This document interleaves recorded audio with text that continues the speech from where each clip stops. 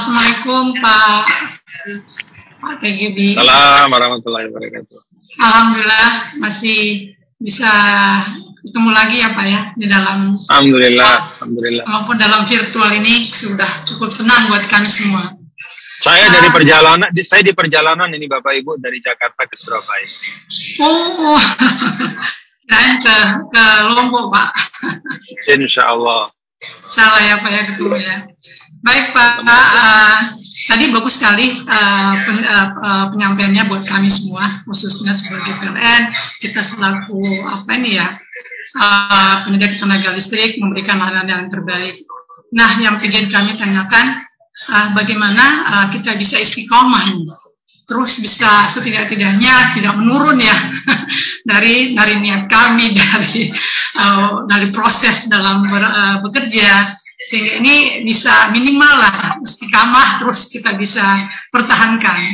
Demikian Pak, makasih banyak. Terima kasih. Saya langsung respon atau gimana Bapak Ibu? Silakan langsung Pak Tuan Guru. Baik, Bu, jadi gini.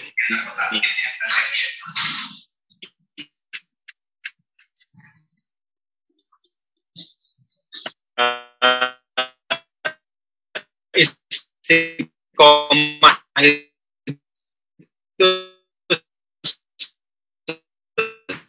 putus-putus ya Pak Tuan Guru ya? Karena masih dalam perjalanan. Oh iya, putus-putus. Bukan berarti bukan di kita ya? Bapak Ibu, bukanlah sesuatu yang sifatnya statis, tapi bahannya kata ulama adalah al-luzumu ala ta'ah. Halo, assalamualaikum. Assalamualaikum. Waalaikumsalam. Sudah bagus Pak Tuan Guru. Tadi sempat putus-putus. Ya. Baik. Terima kasih Bu. Terima kasih. Jadi istiqomah itu secara sederhana definisinya itu kan al-luzumu ala ta'ah. Jadi tetap dalam kebaikan. Nah, kata kebaikan itu kan kategori Bapak Ibu ya. Jadi bukan satu hal saja. Kebaikan itu ada beragam, ada beribu-ribu kebaikan. Tak terhitung di dunia. Jadi keistiqomahan itu bukan berarti bahwa kita harus melaksanakan satu macam kebaikan saja sepanjang umur kita. Tapi istiqomah itu artinya kita tetap berada dalam spektrum kebaikan. Dalam arti, kalau hari ini kita bisa bersedekah dengan uang, lalu besok uang kita kurang, maka istiqomah bukan berarti besok juga harus uang juga, enggak. Istiqomah dalam arti tetap berbuat baik, hari ini bersedekah dengan uang, besok enggak ada uang, kita bersedekah dengan tangan. Misalnya salaman sama orang dengan niat menyenangkan hati orang. Atau ada orang butuh bantuan menyeberang jalan, kita seberangkan jalan. Atau bahkan dengan senyuman. Kalau sedekah kita besok atau lusa hanya bisa dengan senyuman, kita bersedekah dengan senyuman. Hari ini kita puasa sunnah. Istiqomah artinya bukan berarti besok juga harus puasa. Harus, kalau besok kita lemah, kita cari amal yang lain. Bahkan ada masa-masa di mana menahan diri itu amal soleh. Contoh, kita berada di suatu majelis ya, lagi kumpul sama teman. Lalu orang gosip, bicara tentang hoax. Maka istiqomah kita dalam kebaikan, ya, pada saat seperti itu, diantaranya adalah dengan kita diam. Kita nggak ngomong. Biarin aja orang ngomong. Mungkin kalau kita larang, mungkin mereka marah. Ya udah, kita diam aja. Ketika kita diam, kita niatkan diam kita ibadah. Maka itu artinya apa? Kita melakukan kebaikan. Jadi keistiqomahan itu Bu, ya, dan Bapak Ibu sekalian adalah tetap berada dalam spektrum kebaikan, apapun kebaikan itu. Ya. Kalau kita tidak bisa tetap dalam satu macam kebaikan, kita beralih kepada kebaikan yang lain, tapi tetap kebaikan. Bahkan ekstrimnya yang saya sampaikan tadi, kalau kita berada pada satu keadaan di mana kebaikan itu berarti mencegah diri kita dari berbuat yang buruk, maka lakukan. Itu juga kebaikan. Al-kafu anil azza. Tidak menyakiti orang lain. Jadi perbuatan apa istilahnya amal soleh pasif, ya, itu juga kebaikan. Nah, jadi kalau kita memaknakan istiqomah seperti ini, insya Allah lapang ya Ibu ya.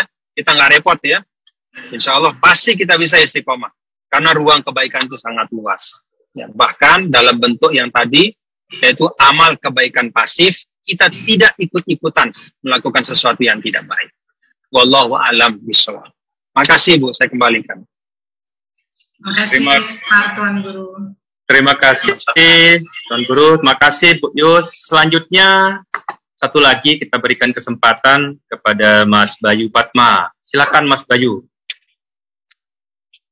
Terima kasih Pak Lalu Mulyadi. Assalamualaikum warahmatullahi wabarakatuh. Tuan Guru. Waalaikumsalam warahmatullahi wabarakatuh. Senang sekali bisa satu frame dengan Tuan Guru. Saya mau tanya Tuan Guru terkait tentang kita sudah berikhtiar khususnya dalam usaha kami untuk memberikan pelayanan terbaik pada pelanggan, khususnya dalam event MotoGP yang sebentar lagi kita lakukan. Ikhtiar sudah kita lakukan secara maksimal, doa sudah kita lakukan secara maksimal, pasrah yang tawakal yang dalam tanda kutip ikhtiar terakhir kami sebagai seorang hamba. Arti kepasrahan yang sebenarnya itu seperti apa Tuan Guru ya, supaya kita bisa ikhlas saat nanti hasilnya apapun pastilah itu yang terbaik dari Allah SWT. Itu yang pertama. Kemudian yang kedua, terkadang kita memang capek dalam menjalani hidup ini Tuan Guru, tapi gimana caranya supaya setiap hari, tadi Tuan Guru menyampaikan bahwa harus ada motivasi, tapi bagaimana cara menjaga motivasi itu tuh terus sama, terus positif agar apa yang kita lakukan itu membawa kebaikan. Seperti itu Tuan Guru. Jazakallah khair. Baik Pak Bayu, jadi Bapak Ibu tentang kepasrahan atau tawakal. Yang paling sederhana bisa kita katakan bahwa kepasrahan itu adalah melaksanakan ikhtiar dan takdir. Melaksanakan ikhtiar dan mengimani takdir. Itu kepasrahan. Jadi melaksanakan ikhtiar adalah bukti nyata bahwa kita memiliki ketawakalan kepada Allah. Karena tanpa ikhtiar tidak ada namanya tawakal. Kan fa'iza azamta fatawakal. Jadi ada fa di situ ya. Jadi tawakal itu setelah fa. Fa itu artinya setelah ya. Azamta dulu baru fatawakal. Apa itu azamta? Azimah itu adalah ikhtiar.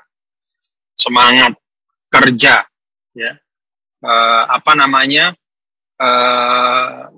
Aktivitas, itulah azamta. Baru kemudian ada fa di situ. Fa itu artinya fatawakal. Yaitu setelah engkau melakukan ikhtiar itu, maka berserah dirilah kepada Allah. Nah, bagian fatawakal itu yang disebut dengan rukun iman, qada dan qadar. Jadi meyakini bahwa sudah ada ketetapan Allah. Cuman kan ketetapan itu setelah fa ya. Jadi kita nggak tahu. Yang kita tahu cuman ikhtiarnya saja gitu. Karena itu bagi seorang muslim sebenarnya dia tidak diperintahkan untuk mencari tahu apa yang akan menimpanya. Ya. Dia tidak diperintahkan untuk katakanlah terus menerus meminta nikmat saja, enggak. Tapi selalu minta yang terbaik. Jadi bagian yang kita diminta dan akan kita pertanggungjawaban adalah ikhtiar kita, bukan takdir dari Allah. Jadi masalah kita ini orang baik apa enggak bukan bergantung dari berbanding lurus dengan wah si A itu orang baik karena dia dapat nikmat banyak dari Allah. Si B ini orang yang kurang beruntung karena dia dapat banyak sekali cobaan. Masalah nikmat sama cobaan itu bukan urusan kita sama sekali. Urusan kita adalah berikhtiar dan sikap ketika takdir itu sudah datang. Jadi ada dua. Ikhtiar itu yang merupakan kewajiban kita. Yang kedua itu sikap hati kita ketika menerima takdir. Jadi kalau di dua hal ini kita bisa amankan, aman kita. Ya. Jadi ikhtiar ini kita amankan, kita berusaha semaksimal mungkin. Lalu kedua, ketika takdir itu datang, sikap hati kita. Kalau dia takdirnya baik, kita syukuri, ya, tanpa melampaui batas. Kalau takdir itu tidak baik, kita sabar, ikhlas, ya, dan tidak putus asa atau suudzon kepada Allah. Nah, cuma dua itu saja yang kita diminta pertanggungjawabannya. Jadi kita tidak diminta untuk sebanyak-banyaknya dapat nikmat di dunia, itu urusan Allah. Ya, menghindari sebanyak-banyaknya musibah itu juga urusan Allah. Kita cuma ditanya ikhtiar kita seperti apa dan sikap kita ketika takdir Allah itu datang seperti apa.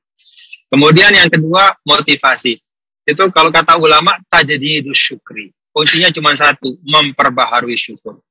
Karena itu Rasul kan mengajarkan mulai dari bangun pagi itu, alhamdulillah allazi ahyani.